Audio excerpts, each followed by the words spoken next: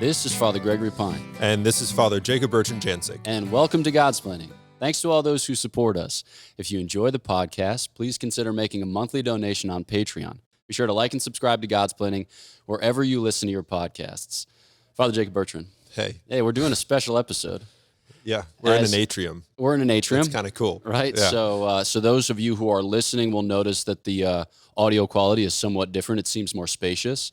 Those of you who are watching will notice that the video quality is somewhat different because we are overlooking the beautiful bluffs of the Missouri. And it's better. Yeah. So those of you who are neither listening nor watching will notice nothing because that's how sensation works.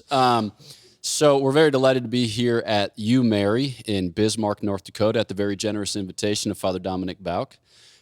So your impressions so far? We've been here for almost 24 hours. Bismark, for or against?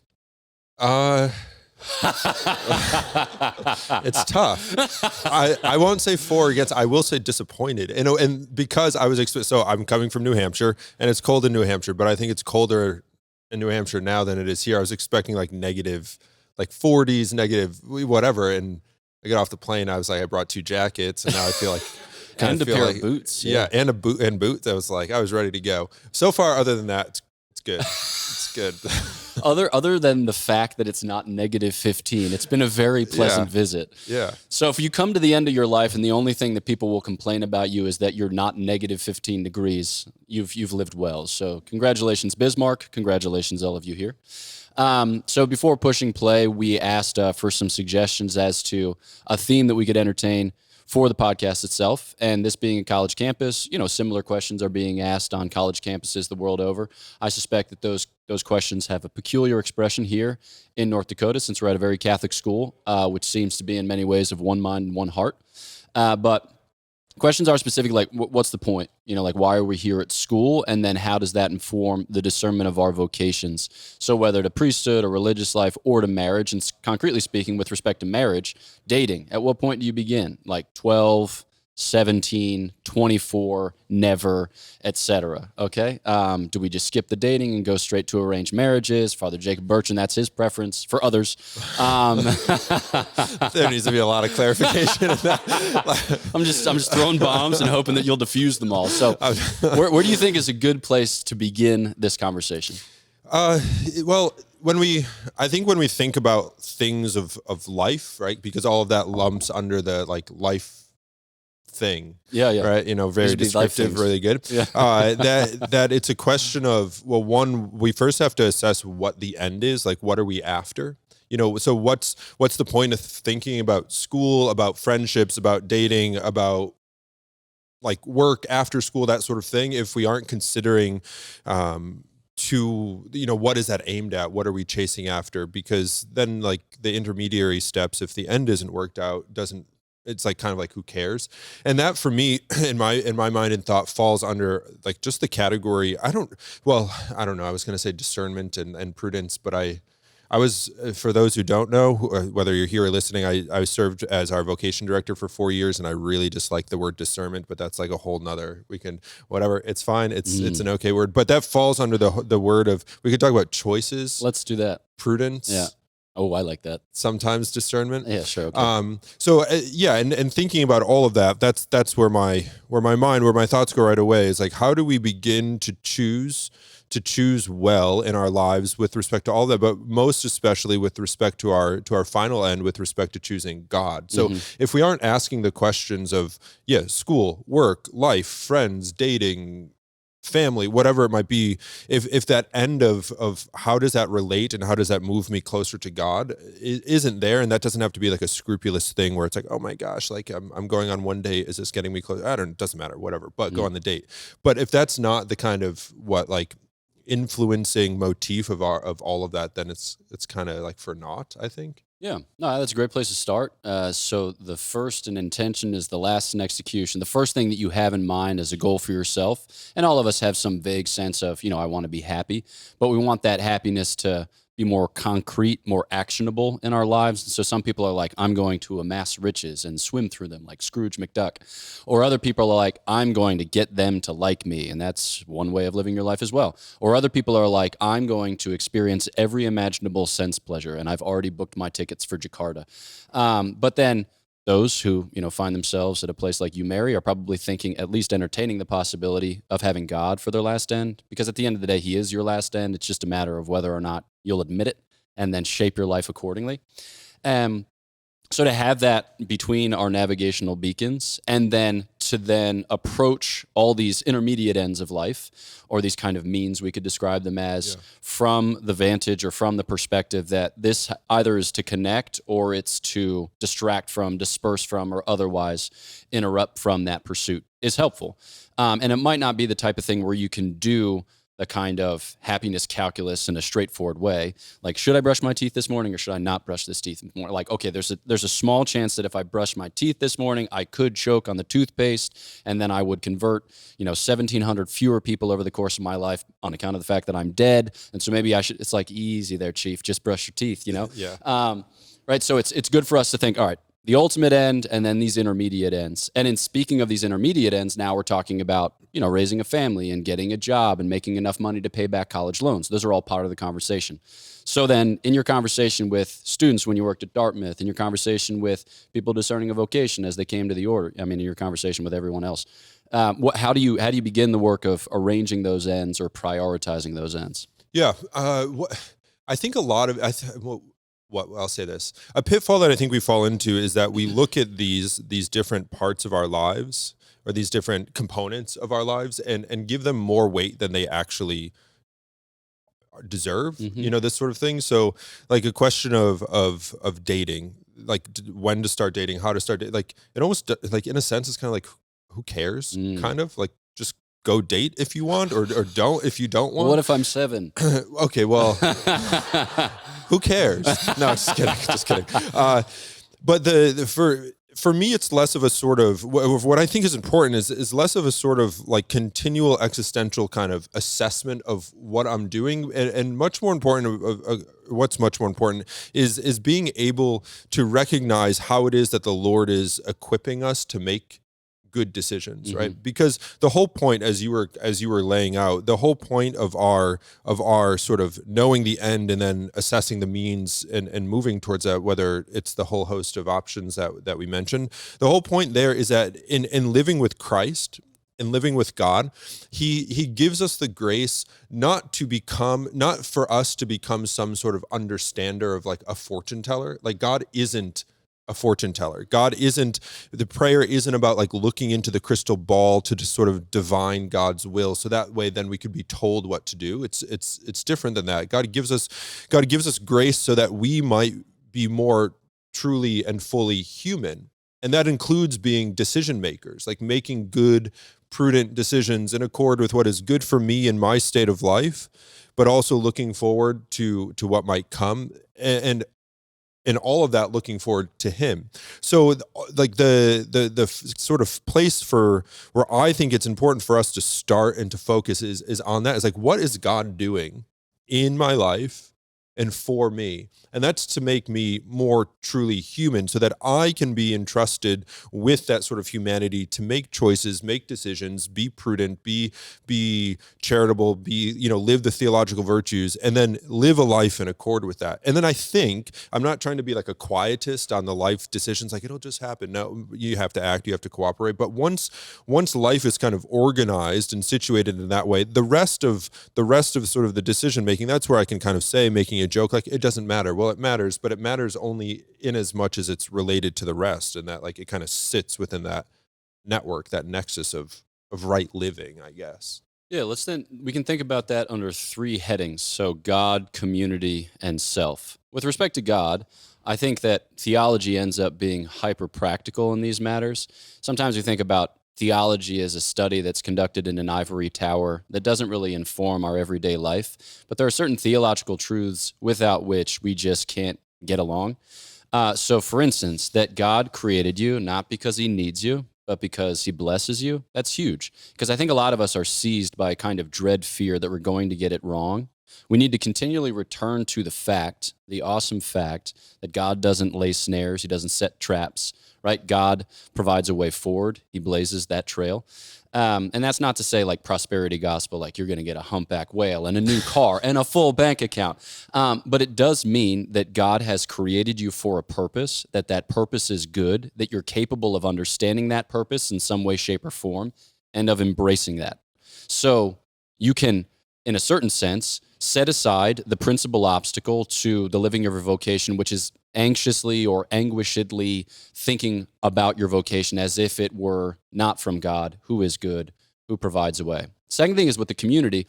A lot of times we think it's our responsibility to think through everything in life. It is not our responsibility to think through everything in life. We are rational, undoubtedly, but we're also rational animals. Animals move in packs. They do things instinctually. They learn from their parents, and they just lather, rinse, repeat. I think it's entirely appropriate as human beings to do a good bit of that. Like our freedom isn't so much like I have option A and I have option B, and I have made an Excel macro which compares them in every imaginable way, and I've run that 17 times so as to account for potential error. And now, with the certainty that this is clearly better for X, Y, and Z reasons, I will pursue that course. It's just inhuman, right? It's robotic. I mean, as AI advances, there's less and less need for us to do anything like that. We can just do the human stuff, which fortunately is a lot more fun. So we can trust that the human community bears a kind of corporate reason, and that it's for us to like ratify that rather than invent it. So what are they out there doing? All right, maybe we just do that. We don't have to be constantly critical of the culture, especially if the culture is infused with gospel principles, which it seems like the university is. So you can trust that if it were Crazy Town, USA, population 1,300, that you'd get a little bit of that Crazy Town vibe, and you'd be like, maybe I should distance myself and go to NDSU. I hear they have a great Newman Center. Right. So like, but you can kind of trust what people are doing to a certain degree or extent. And then the third thing is, yourself, which is to say prudence. God's placed your life in your hands. Some of you were at the Cardinal O'Connor conference in Georgetown this past Saturday. And it's just like a big thing that I like to emphasize. Again, God's placed your life in your hands because he wants to see what you'll make of it. Because our human freedom is expressed in a kind of creativity. It's expressed in a kind of virtuosity. And we can trust that even if it is limited, even if it has certain weaknesses or bears certain wounds, that it's going to be beautiful. It's going to be wonderful insofar as God has given us the grace to live it as such. So I think that it can be helpful to kind of organize our thoughts there under the rubrics of God, community, and self and personal prudence. I don't know if there's a particular one of those headings where you want to drill down, or a particular thing that you want to follow up on. Yeah, I think that the self, as you were describing all of those, the self what are they, categories? Did you say? Headings. Yeah. Headings. The self heading is one that's interesting to me, because when we begin to think then about like what would we say, like practical application with regard to these questions of like, I don't know, dating, friendship, that sort of thing. The reality of that is that we have to sort of be the question of like, well, how do I do that well? I think there has to be an initial like self-possession, right? Of like self-confidence in who we are as sons and daughters of God, and what we're after. So it's like, what does that look like? Well, that looks like having a life that's well set.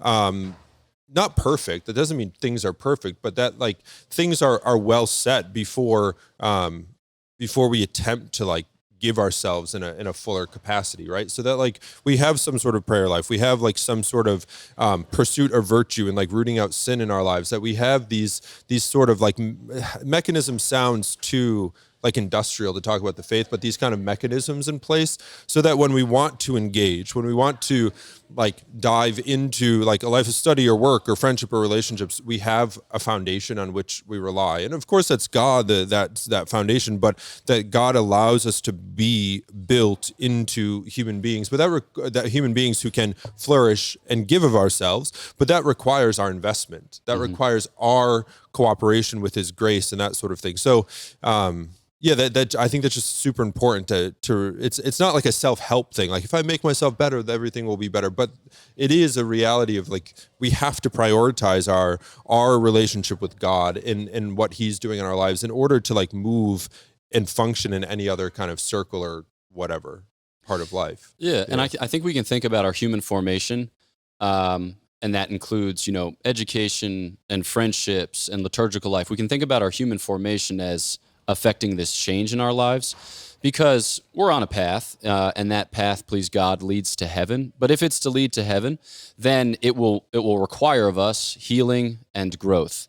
Because while there are plenty of people in the world who will tell you that, you know, you're great just the way you are, which in a certain sense you are, there is still more to be had in life, because God wills it for you. Not because he doesn't affirm that you're great, but because he wills you unto a fuller grandeur, unto a fuller human excellence. And that goes by way of addressing the wounds that have been dealt to our nature, reclaiming the graces that we have defaulted on, and then advancing in the type of sanctity which we saw in the documentary last night, born out in the life of Michelle what's her last name? Dupont. Thank you. I was about to say Lupong, and I was like, that's not it. So I think that like when we approach the different stages in our life, we think about them in terms of formation. And that helps us, you know, to focus, like, why would you come to the university? For what type of formation have you come? I was listening to a lecture recently, and it was about agrarian reform and the thought of Wendell Berry. And the professor gave an excellent lecture. At the end of the lecture, a student raised his hand, and he asked, like, okay, we're at this university, and then we have these institutions which are unjust for X, Y, and Z reasons. What do we do in order to advocate for the restoration of these goods to these people to whom they rightly belong? And the professor just had no patience for it. He said, if you're interested in advocacy, leave the university. And I was like, woof, bow wow. Because you don't hear that in many quarters. But I think that it helps us to focus on this precise point, like, why have you come to the university? You've come for a formation, and you've come specifically for an academic formation, you know, and that might be an academic formation more in line with a particular vocation or avocation with a particular job, you know, so it might be more technical. It might have less to do with the liberal arts, but you still have these core classes, you know, 3 philosophy, 3 theology, for which you're responsible. And I imagine other things besides, which kind of engage you in the life of the mind. So you're here to be formed as an individual, as a thinking individual, as a loving individual. And I think that's important, right? And you've probably chosen this school because you know that there are other options, but they might be more lonely and sad and anxiety inducing, and the chances that you'll lose your soul at those places is probably higher, because you know that you're weak and wounded, and the chances that you'll be assimilated are decent, because when's the last time we stood up for everything or anything alone? It was like never. So I think that you have these various thoughts in mind in approaching the question of college, and it's good to sort out amongst them rather than not sorting out amongst them and then getting lost in the midst of a kind of bazaar of competing goods. So thinking specifically then about the university context, we're making our way towards dating. What are the goods on offer, and then how are we beginning to order our lives to reflect those goods? I first want to say something different about Wendell Berry. Yeah. Have you guys read Wendell Berry? Wendell Berry fans? One. That's honestly, that's what I expect. It's fine. That's right on par. I think one summer, Father Gregory and I were driving out to Colorado from DC together, and to go to Focus summer projects. And I was driving, I remember, and we put Wendell Berry on tape. Did we? Yeah. Fascinating. And you fell asleep. Oh, nice. And I don't like Wendell Berry at all. So we're like in the middle of Kansas with nothing, with just Wendell Berry playing. And it was rough. Yeah. So one Wendell Berry fan, it's on par. That makes sense. Cool. Yeah. Anyways, nothing against Wendell Berry, except he's boring. It's all good though. Yeah. So question about the university. So as you were saying, like it is important to recognize that, like, when we come to a place to study, it's to form the intellect, right? And that's not like we don't want to take that, or I don't want you listening to take that as like that's the intellect is divorced from the will and our emotions and desires and our lives. And no, they're wildly integrated. They can't be separated. But it's first and foremost to form the intellect. And why but that's incredibly important. Why? Well, because if you look at how it is that we're made as men and women, as children of God in his image, we're made with, as we well know, an intellect and a will, a mind to know and a heart to love. But we can't love that which we don't know. You know, the will, the heart follows the intellect. It follows the mind. So if I have no concept, if I have absolutely no concept of something intellectually, I can't possibly desire it. I can't possibly will it or begin to love it. And just the opposite is true, is that as we begin to come to know something more and more, the better we're able to love it. And it's this cyclical relationship. We can think of that with studies, but let me use an example that's not studies, but even with other people, with like a relationship, just a friendship, right? Like when you meet a stranger, there isn't this burning desire immediately to share your life with that person, right? There might be an interest. It's like, oh, cool person, or like maybe not, never see you again. But like if it's the cool person category, it's like you come to know more about that person, and there's a desire to share and to give and that sort of thing, and that can grow into a real friendship. It's the same with the intellectual life in our study, that we don't come to study, we don't come to learn, we don't come to like, there's this Dominican sort of motto or saying that the wood of the desk is the wood of the cross for the Dominican. Like we don't come to sit and study and give ourselves to that just to amass knowledge, just to have like things to say, just to have, I don't know, like to be able to regurgitate things on an exam. Like maybe sometimes that's what happens, but that's not the ultimate goal. The ultimate goal is to use this capacity of intellect and reason that's been given to us by God so that we can come to know him and come to know the things of him, the things he's created, the world around us, ultimately, so that we might in the end be better lovers, that we might love more truly, that we might love God more truly, that we may love people in our lives, that we may love the neighbor more truly. I mean, that's the ultimate goal of our study. You know, it's to like allow these faculties, right? Our intellect and our will, our minds and our hearts to flourish. And when the university, I mean, this is like you made the critique too in the Wendell Berry story, but like when going to college and when the university becomes a place of like political advocacy and that sort of, it's like, it's missing the point. Even if it's good advocate, like it just if that's the primary end, we just begin to miss the point, because what's on offer in like the flourishing of our mind and therefore what follows our heart is like, there's something bigger. We're invited into something so much more in that. And I don't know, I'm thinking back to like when I was in college and then seminary and studies, it's like, I don't know if I did a good job, but like my presentation there of mind and heart and flourishing there kind of seems like, great, that sounds awesome. But then you get into class and it's like, not awesome. Like this is terrible. But nonetheless, it's true. It's like through the practical day-to-day grind of like living in this context that like there is something great and glorious on offer in it. Yeah, I think that there are going to be people who are more practically minded. There are going to be people who are more speculatively minded. And there are going to be people who come to the university to get the credential, to get the job. That's nothing to be ashamed of, right? Because it's like, here we are in the 21st century. It seems like a necessary prerequisite in a lot of lines of work. So cheers to you. But if you find yourself at the university with that type of disposition, cool. You've got 2 or 3 or 4 years. You may as well give it a go. It doesn't mean that you have to change your personality, but I would say, like, don't define yourself by your weaknesses. Like, a lot of people are too comfortable saying, I'm not a morning person, so ... Well, if I'm not a morning person, so ... means that you never actually, like work on constancy or fidelity in prayer because you always push it off to the end of the day because you're groggy in the morning. Maybe that's a false self-definition. And maybe you should let like the Lord tell you who you are, what your real identity is. And it might be that you're just enough of a morning person to pray for 20 minutes each morning, right? We can leave that in his hands. He knows better. And so I think that when it comes to university, if you expect that it will be just years of drudgery and warfare, then that's probably what you'll find, right? But if you expect of it that it might broaden your horizons, it might open your mind, not so as simply to leave it open, so as to be preyed upon by ideologues and demagogues, but to open it so that it can lay hold of something, right? You open your mind for the same reason that you open your mouth, all right? Because you hope to receive, that is to say, to chew, to digest, right? And so we want to open our minds, and especially in a place like this, which we could describe in the classic sense as a safe space, where you're not going to be preyed upon by professors who want to manipulate you and associate you with their team so that way they can, feel good about themselves and their most recent Marxist cause? Who cares, right? You have people here who actually want to give you God. They want to give you the truth, which is a rare privilege, especially in the 21st century. And so it just takes a little bit of docility to say, all right, Lord, I stink at this stuff, but you made me, and here I am at the university, seems somewhat unavoidable, so grant me the grace to desire it. I think that's a decent enough place to start. But if you're more speculatively minded, well, then this is your playground. But it's not just a 4-year playground. It can be a lifelong playground. Because the point isn't just, like Father Jacob-Bertrand said, to amass knowledge. The point is to craft habits of mind and heart which suit us for a life of inquiry. There's a Dominican author who says that the intellectual is like, he's like a stagecoach rider who always has his nostrils to the wind, picking up new scents and seeing what's there, for him to discover. And I think that you should always be testing your theses against reality, because it's easy to lapse into easy tropes, or it's easy to lapse into kind of like weather-worn or ready-made reactions. It's like, this person said this, so I'm going to say not this. That's not thinking, right? That's not thinking. But if you receive genuine principles upon which you can reason here and formulate arguments, then that can be thinking.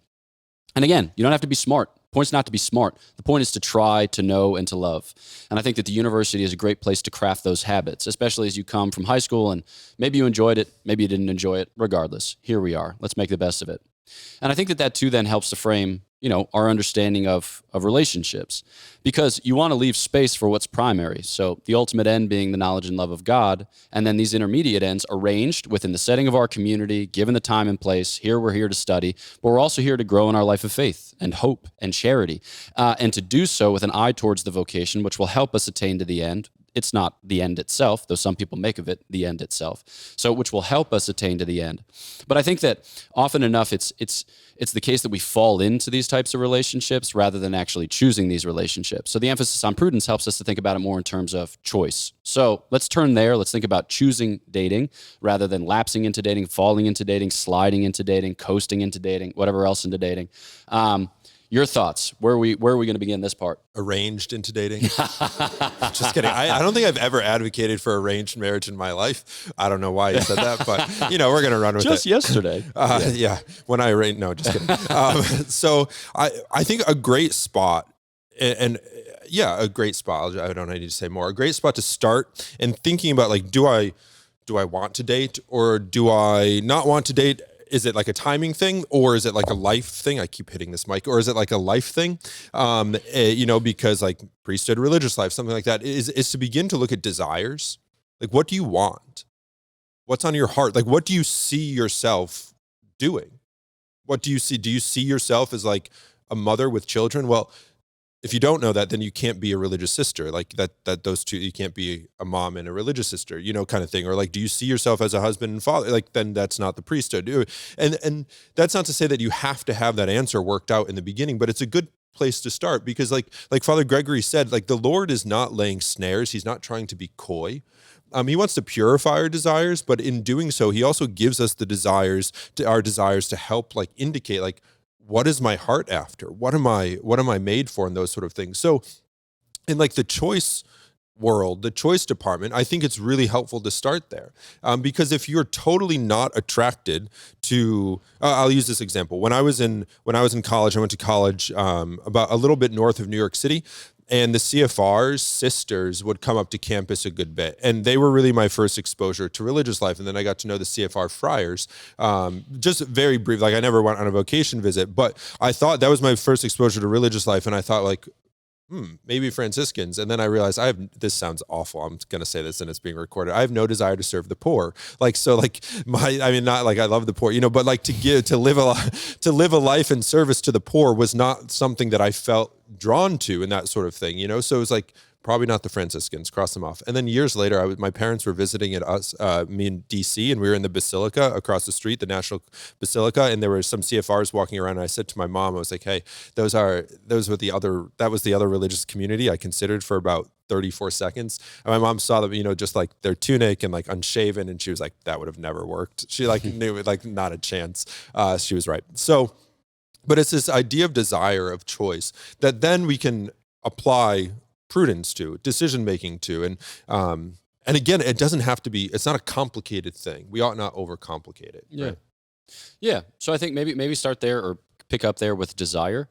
I think it's good to know, like, right, when it comes to dating, we're talking about one of the most instinctual desires in the human person, right? So the most instinctual would be food and drink, because you need to eat and to drink in order to ensure that you're here tomorrow or next week. It doesn't happen that soon, I suppose. And then when it comes to sexual intercourse, the desire is so instinctual because it ensures that the species will be there in 40 years and 80 years and 120 years. So this is hardwired into us at the level of nature. It doesn't even enter as a conscious thought, except downstream of the fact that it enters into us at the level of nature. And then, given the fact that we've fallen, right? We experience these most instinctual desires as most, I don't know if tortured is the right word, but most tinged or most affected by that fall. That's not to say they're bad. It's not to say they're evil. It's not to say they're irredeemable. It's not to say that marriage is a concession to the flesh. It's not to say a bunch of things. What is it to say? It's just to say we need to know that we're weak and we need to know that we're wounded, because we can't be naive about that fact or we will prove ourselves foolish.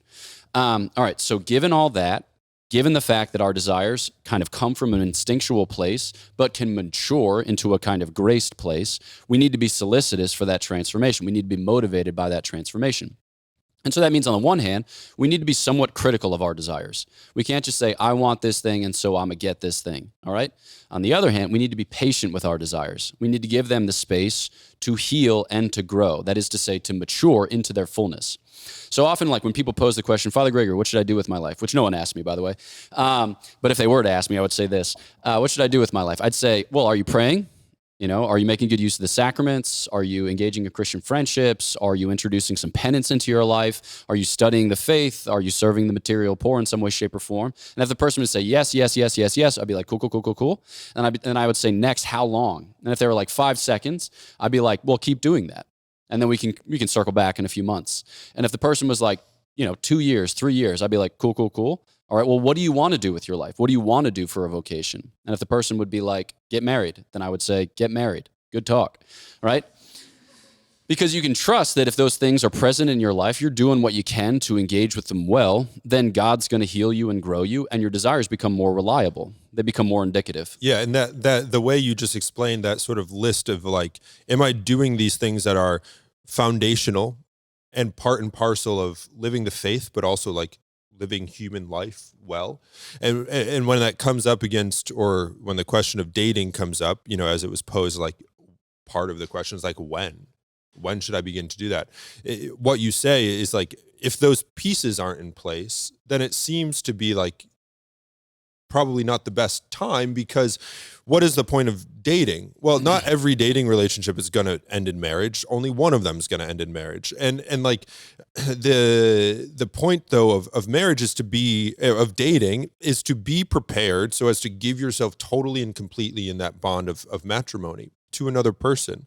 So dating doesn't mean we're there yet, but it means that we're in process, like you're working on it. And if on the one hand, if those things aren't in place, prayer, sacramental life, study, like the things that you listed, then it seems like we're not ready to begin even practicing giving ourselves to somebody else, because we're not even giving ourselves to the Lord or in these basic ways. But I don't think that all, and I'm not saying that this is what you're saying, it doesn't all need to be perfected and worked out, because we're always in a school of conversion. We're always in a school of deepening. And so it's like, are things set in such a way that like, I can kind of enter into this relationship. And if if things are in order in that kind of way, it's like, well, take a little time to work on you, let the Lord work on you before you bring somebody else in. But again, like, and as you're saying, and as I'm saying, that doesn't mean like we have to have I need to be a saint before I can date. It's like, here's hoping, like you're never going to date in your life then, and maybe on the other side of heaven, but kind of thing. So yeah. And I think at this point we can kind of get in some practicals too. So we're thinking about the ultimate end being God, right? And our knowledge and love of God. And then we're thinking about the various intermediate ends, which arrange themselves along the course of our lives. Here, our study, our formation is, it attains to a certain importance, and we should honor that. We should respect that. But dating, it's a good thing, and you can be thinking about getting married. And I think that, most of you will get married because that's what most people do. And I don't say that with a kind of exhalation and disappointment, like, would that you could all be Dominicans. Well, if you were all Dominicans, if everyone the world over were all Dominicans within a generation, then the human race would cease to exist in short order. Because, this is the ordinary course, right? And by ordinary, I don't mean like not extraordinary. I mean ordinary, as what obtains in order that God's plan be fulfilled. Because in the garden, there was just marriage. There wasn't priesthood. There wasn't religious life. Because God intended that the life of grace be communicated in the setting of the family. That when a new child would have been welcomed into that family, had they not sinned, that child would have been welcomed with a life of grace. So the family was always intended as a kind of monstrance of sanctity. And so I think that most of you are called to marriage, and you don't have to be overly conflicted about that. I'll defer to Father Bauk when it comes to the particular determination of whether you need to spend some time thinking about priesthood or religious life. But I think in most cases, like, you come into a wonderful family and you acquire the savor of family life, and you're inclined to it, and then you pursue it, and it doesn't need to be other than that. But I think that we can be somewhat critical of our desires at points and then somewhat patient with our desires. And these kind of practical tips, which we will now turn to, can be helpful. One thing I would say is a dating fast for a year at the beginning of your university time is a move. And I think it's a good move. My sisters recommended it to me because I went to Franciscan University of Steubenville, and I got into public school all the way through. I was in a high school of like 2,200 kids, and trying to date in a setting like that, as you know, I mean, this is like 20 years ago, so it was different, but it's worse now. It's just nigh into impossible to try to, like, on the one hand date and on the other hand not lose your soul. It's tricky. And so they're like, you're going to go to Steubenville, you're going to see all these great gals, you're going to want to date all of them simultaneously. Just cool your jets, give it a year, make good friends. And that way, if you were to break up with this, so-called gal, like it's your junior year or something like that, then you won't look around and realize you don't have any friends because you'll have spent your first year making friends. So do that, make friends. I was like, cool, okay, good. So I did that, and it was in the course of that first year, or in just having a little bit of space, not that I was like some great dater in high school, but having a little bit of space from those desires, a little bit of like critical space from those desires, I began to entertain the possibility of priesthood and religious life. And it was just good to have that time, and it matured. So I'd say a 1-year dating fast at the beginning of college, not mandatory, but, recommended. Cheers to that. Your thoughts? On the 1-year dating fast that you took? No. On practicals. Not on my dating fast. Because I would have arranged something. Yeah, exactly. Just kidding. I think that as, a good practical, and perhaps this isn't like an immediate outset, but as like if a relationship develops or as one develops, I think there has to be a good sense of mutuality in the relationship, and one that's also like a mutual sort of giving in that relationship that is appropriate to the duration of the relationship. So if you're like, hey, I'm going on a date and we're going to see what this is about, and the other person's like, here's the wedding ring, it's like, okay, there's like a disjunct here. There needs to be a sort of mutual growing together, and I think you can see that pretty quickly in a relationship. It's like, are we on the same page? Are we looking, and perhaps that's a better way to put it, like, are we looking for the same things? Are we on the same page about like where life is going and that sort of thing? And I don't know, like I think that's important, because if there are mismatched expectations or desires, that you just run into trouble. And again, that's not like everything needs to be worked out day one, but a kind of question of like, are we in a similar place such that we can like the relationship can develop together organically? I don't know if that makes sense, but I think it's an important factor. Yeah, no, for sure. One more kind of practical recommendation for me is, in a relationship, bring both your abundance and your lack or your need or your poverty. I think it can become a certain temptation to constantly bear your need, your lack, your poverty in the context of a relationship, kind of use the other person as a way by which to deaden the pain or to lessen the sorrow or to escape some of the boredom, the distraction, the disintegration, whatever else, right? But I think that it's more characteristic of the lover that he is a lover than that he is loved. You're like, that's the most complicated thing I've ever heard. What do I mean by that? Like, if you genuinely love, that is borne out by loving, all right? Now, in loving, you become in turn wonderful. You become in turn beautiful and thereby more lovable. But if you go into a relationship with the disposition, I want to be lovable, right, then you'll bind yourself up and you won't be freed to love. Whereas if you go with the disposition, I'm here to love, I'm here to pour in, not as an act of, condescension or to make of my partner a kind of charity case, but in the sense that like I feel like the Lord has touched me interiorly. He's given me something to testify to. He's given me something to share, and I find this person genuinely attractive, and I want to let that person know by way of affirmation, by way of like, I want to touch this person, I want to hold this person, I want to be with this person. And I think that if you communicate that, like your experience of the other as wonderful, and that is, like reflected in your eyes to the other who cannot see it otherwise in certain instances, that's a great gift that you can, bring into the world. And it doesn't mean like you're a missionary of charity or that you're I guess that's a religious order. I should use another term. It just means like you're there to bring love. You're there to testify to the love, and then your needs will be met. But if you lead need, you won't often arrive at love. You'll always ever stay with need. But if you lead love, you'll come to discover that the needs have been met as if by afterthought. So that's another thing. I don't know. Other things from you. I'm thinking about what you're saying. That's good. Yeah. Yeah. That's a good thing. Yeah. I think too that we kind of talked about like being prepared to date a little bit, but I think like the prevalence of like of sin, particularly with like unchastity or impurity, I think that being in a relationship doesn't necessarily heal the vices that we have. And I think that if there are vices in our lives that get in the way of being able to love well and give ourselves well, that needs time to be healed a bit. So that's kind of taking stock of self, like even asking the question, like, am I in the position in my life right now to actually give myself, to actually love, as you described? We may want that, but there's a difference between being able to do that and wanting it. So that kind of dovetails with like the dating fast kind of thing, or waiting to date. But it's good to take stock of like, where am I in my life, and am I in a position to be able to give?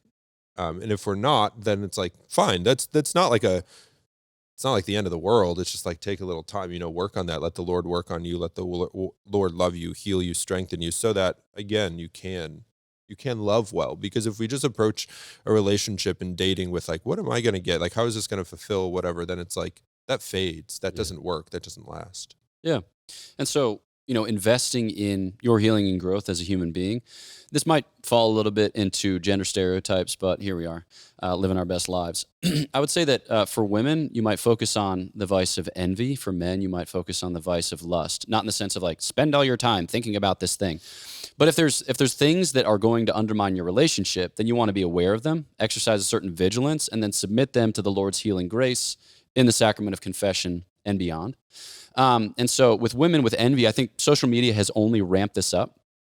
But envy is classically described as sorrow at the good of another, because it represents a kind of diminishment of my own good, a kind of threat to my own good. So when you scroll through social media, you see like very well curated accounts of very beautiful people saying like, ugh, just woke up, no makeup, and your thoughts about yourself, suffer in turn. But if you're constantly comparing yourself to like internet people, which is to say fake people, then you're never going to be able to engage in the type of relationship in which your goodness is reflected back to you by a flesh and blood person who's right there, whom you can lay hold of. And then with men, again, it's like there's the temptation with lust to make of the other a kind of object, or to make of the other a kind of idol for the satisfaction of need or for the satisfaction of pleasure. But again, it gets divorced from reality in a way that can be, very destructive in a relationship, which can cause the other, great sorrow. So I think that these are things where you ask the Lord to meet you in these places, not that he's going to heal it in 5 seconds, but that he will convict you as to your dependence upon him, so that you continue to like return to the wellspring of mercy, so that you can be on this path, like on this journey. Because if you're on this journey and the other is on this journey, then you can journey together, which is at the end of the day, the point of a dating relationship. Obviously, children too. After marriage, you get it. Okay, so all the proper intermediate steps. So, all right, Father Jacob-Bertrand, any final thoughts before we turn to the audience for a couple questions? No. Wow. Definitive. All right. As it turns out, I don't have any final thoughts either. So we're going to open it up to you, take a couple of questions, and then we'll wrap. So any questions? Perfect. Over here. Oh, we got a couple. Okay, perfect. We'll do Luke and then Elizabeth. All right. Could you talk a little bit about how, just being college students and being young in the spiritual life, how to confront doubt in a way, and kind of avoiding especially in North Dakota, with the winter months and lack of vitamin D, right? How to trust in the Lord and overcome doubt, especially in the kind of vein of what we've been talking about. Yeah, Doubt in the High Plains. It sounds like a Louis L'Amour novel. Father Jacob-Bertrand, I know you like thinking about doubt, talking about doubt. Do I? I mean, you suggested it for our last episode distribution. Oh, I did. That's right. Yeah. Yeah. You want to go for it? Yeah. Okay. Sure. Do it. Great. Yeah. So when we look at when we look, I guess doubt's a vice in a way. It depends how specifically we're talking about doubt. But for the sake of this conversation, it's easy to lump it in one category. So I can talk about a virtue that counteracts the vice. Each of the vices are paired with a virtue that works against them and rights them. So it's like, to doubt in some way is I think in ways it's normal, right? It's human. It's to have, because we don't have perfect clarity. We don't see the entirety of the picture all played out before us. So I think on the one hand, it's like, okay, that's going to happen in some ways. We're going to have questions. There are going to be times of our lives when like the Lord feels super present, and there are going to be times when it's like, hello, like anyone there kind of thing. And that's normal. That's the ebb and flow of human life. But the question then of like, how is doubt like countermanded? How do we kind of turn the tide there? Well, first, we don't. It's the Lord. It's his grace, but we do so by asking him particularly to grow, I think, in two virtues here that are, I'm going to say three. So three virtues that I think are particularly important: faith, hope, and patience. So faith, right, that we might come to believe more, that we might come to know God more, right, and who he is and what it's about and what he's about. Hope in the sense of like trusting that his promises, what he promises, will come true. Like not on our time, not on some sort of agenda, but that he works to bring about what he promises to bring about. But also patience for that to come about, but also patience with respect to ourselves to grow and cooperate in that grace. That takes time. Conversion isn't like a momentary thing. So I think praying, in moments of doubt, we might tend to like back away. It's like, I don't pray as much. I don't, but to lean in is really the important thing. And what I mean by that is like frequenting the sacraments, praying for faith. What did I say? Faith, hope, and patience, these sort of things. And sort of like reinvesting, if that's the case. I think doubt can be a time too, to recognize again that our Lord uses these opportunities to remind us of our need for him, and to lean into that. So those are some initial thoughts on. And the only thing I have to add is don't doubt alone. There's a kind of judgment that people make that if I'm doubting, I am dirty and I cannot be in the presence of the Christian community because I'm an insufficient Christian. I said, if you doubt, just bring it to Father Bauck. I mean, like, if you want to bring, and he'll be like, you said what? And he will judge you severely. Or just bring it to Father Bauck, or just bring it to one of your friends, and then eventually, make your way towards somebody who's not going to argue with you or necessarily try to convince you, but listen to you, hear you, and express a modicum of patience with it, because, a lot of times doubts they're well-founded, because there are things about the faith which are super obscure. But at the end of the day, faith is a choice. St. Augustine says to believe is to think with assent, right? So it's to think with a kind of firmness, a firmness which is lent by the heart. So we have to want to believe at some level. You don't fall out of faith in the way that you fall out of love. You choose out of faith. So that means we have to be constantly choosing into faith. Elizabeth. So when you were talking about the relationship between the mind and the heart, so as it goes towards university studies, how important / is it necessary to like incorporate theology into your course of study, and like why is it important to go into higher education? Yeah. So the question for those of you listening at home is, to what extent is formal study of theology in the university setting important for the cultivation of an intellectual life, of a contemplative life, for your life beyond the university? I think that what I want to stress is just a kind of appreciation of the providence of God. So there aren't accidents, from the divine perspective. So God has you here, and on account of the fact that you are here, there are certain courses that you are required to take. You can treat them like hoops to jump through, but why, right? Because that will incline you in the future to treat all kinds of things like hoops to jump through. And that doesn't mean that you have to perform an act of like mental auto-conviction where you're like, this is actually the best thing. It's like, it doesn't have to be the best thing ever. But at some level, you need to see it as coming forth from the hand of God and for your good. And even if it's difficult, and even if it's the type of thing that you don't want to follow up with subsequently, that's okay. But I think that basic openness to providence is a good first step in appreciating the role that this occupies in your life. So I don't think it's necessary to pursue a formal study of theology beyond what is required of you. But I think it's good to challenge yourself in the life of faith to learn things which you find difficult. Because the point of the life of faith isn't 100% comprehension. It's God. And as it turns out, God is not comprehensible. Not because he's incomprehensible, but because he's beyond our comprehension. We can get a little bit, but that requires of us that we continue to inquire. Things to add? Yeah, I think to the reality that, like, what is the, you kind of mentioned, what's the point of study? It's not that we just amass knowledge, but that we come to know a person, and that's God, and that's not exclusive to a study of theology, but you can see in all of the sciences and all of the disciplines where God's hand is at work, and how God leaves what we call like his vestiges, his footprints in creation, and how he uses all of creation and our study of creation and whatever kind of discipline to come to know him from different vantages, from different angles, from different whatever, through the prism of whatever. English is like on point today. But our study of the science of theology, like the science of God, helps to open our minds, our understanding to how it is that God operates in the created world, such that even if we're not like theologians, say like we're an engineering student or like a nursing student, that even in those like hard sciences, we can have an understanding of what it is that God is doing. So it's sort of like an application of like a theology into other disciplines, into other fields. But ultimately, again, like we've talked about, it's what we're after. It's him. It's this relationship with him. So this, I think the study of theology, even if it's like a few intro classes, helps to kind of like purify or like clarify how it is that we can chase after, how it is we can know, and what he's about. So I still return to the textbook of my Introduction to Catholicism class from my freshman year of Steubenville, because it's great, to recommend, because there are images in that book that have stuck with me. And yeah, so the things that you're studying now are like riches, interior riches upon which you can repose for your whole life long. So that just requires of you a little bit of engagement, but it sounds like many of you are sympathetic to that.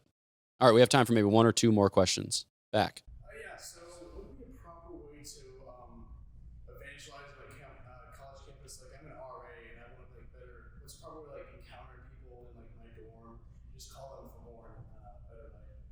Yeah. So the question is regarding the evangelization of the campus, a campus which is, it sounds like 65% Catholic, and decidedly so. So that creates a certain vibe. But Father Jacob-Bertrand, first thoughts?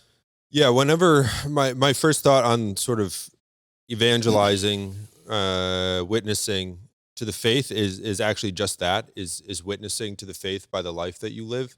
When I think about like my own life and the sort of the people who have had some real influence on my life, I can't really, like I'm thinking like the few, like handful of people. I can't really come up with like a list of sayings or like things that they told. I remember some things they've said, but not like a list of things that they've told me by which I like then live and structure my life. But it's the example of their life, the witness that they bore, how they were good men, good women after our Lord in various ways. It's that sort of witness, and I'm wholly convinced that it's that witness of goodness, of our pursuit of goodness, is contagious. Like, it's infectious when someone sees somebody who's attempting to live the faith, even if they can't identify, even if it's in a different thing, and they're just like, there's just something different, something about. I'm convinced that's infectious. People want that. The good itself is desirable, even if people can identify it. So for me, it's always that. It's less of what we say to people, though that's important, and it's much more of like, what does the totality of our life bear witness to?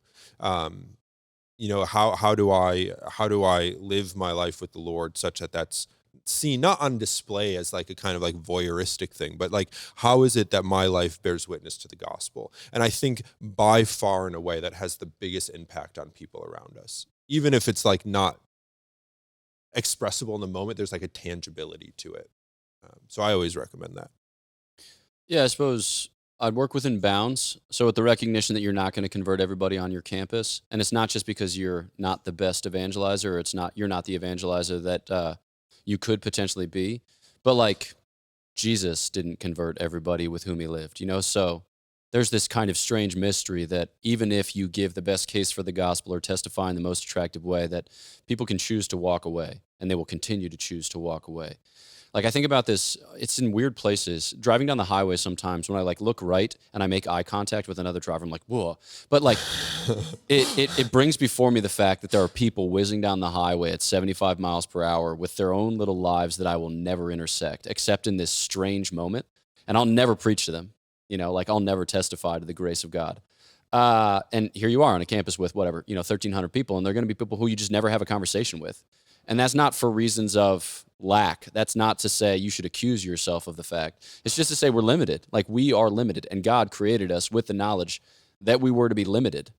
And he said, let's see what you can do within your limited bounds. Not let's see if you can push back against your limited bounds and become in turn unlimited, at this height of spiritual transformation. No, he says, I want this to be limited from start to finish. Let's go ahead and play. So I think that you can let your desires, again, give indication of the particular things for which you're made. You're like, okay, there are the most number of people at the wrestling match, so I should go to evangelize at I wouldn't say that's the best line of thought. If you're like passionate about like chess, let's say, and there's a chess club meeting at the same time as the wrestling match, like nerd out with the chess kids. There might be 8 of them there and 800 at the wrestling match, but like be with your eight people squad.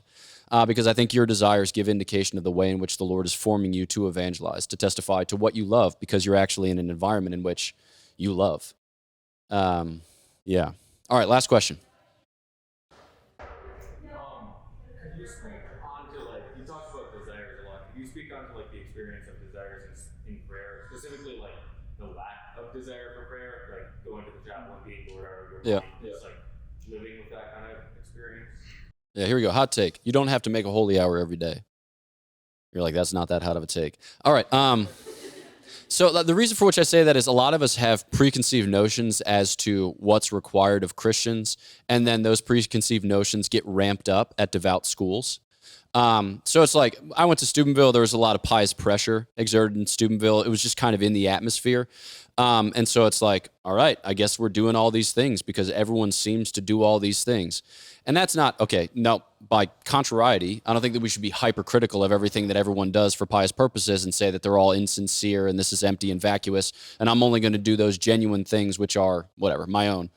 So there's something good to the pious pressure, but I don't think that we should just be swept along by expectations which we actually haven't interiorized.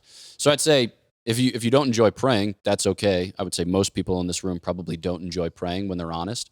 And don't be discouraged by other people's description of the life of prayer. A lot of times people will say I heard the Lord say in prayer. When I hear those words, I think, what does that even mean? Right? I don't know I still don't know what that means. And here we are, 35 years into the adventure, which is human life. I can tell you that, I ate this thing for lunch and I'm digesting it this way while sitting in the chapel, and that makes me feel like this. And sometimes I get the faint indication that maybe I'm supposed to do that, but I'm not entirely sure. But seems like I may as well do this and not another thing. It's often that silly. It's often that humble. So those would be 2 small things. Yeah, I think too, to keep in mind, what's the end of prayer? What's the end of it? What's the point? The point is simply to spend time with God, not to get answers or that sort of thing. And even if there isn't a desire for that, I think we ask him to give the desire, or at least give the ability to pray. Even if there isn't a burning desire, but to help, the Lord will help you if you ask. And that, again, might not change emotive responses. That might just help be a little more disciplined about showing up or that sort of thing.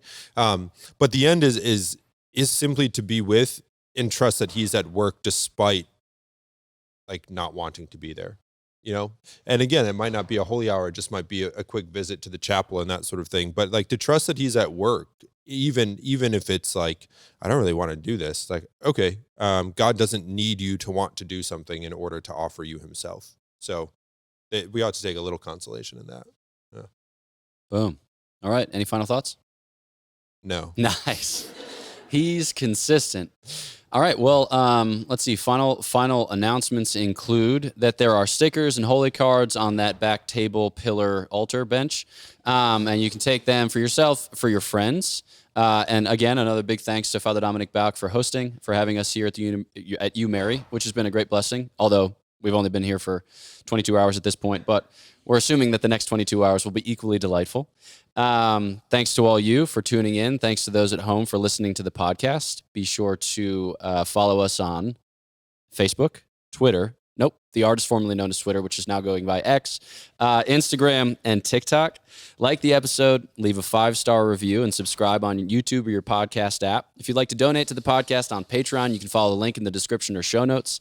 In the same description and or show notes, you will find links for merchandise and also upcoming Godsplaining events. Cool things include a Day of Recollection in Lincoln, Nebraska on March 16th, a Day of Recollection in Columbus, Ohio on April 6th, and then some retreats over the summer, details of which will be forthcoming. So, know of our prayers for you. Please pray for us, and we'll look forward to chatting with you next time on Godsplaining.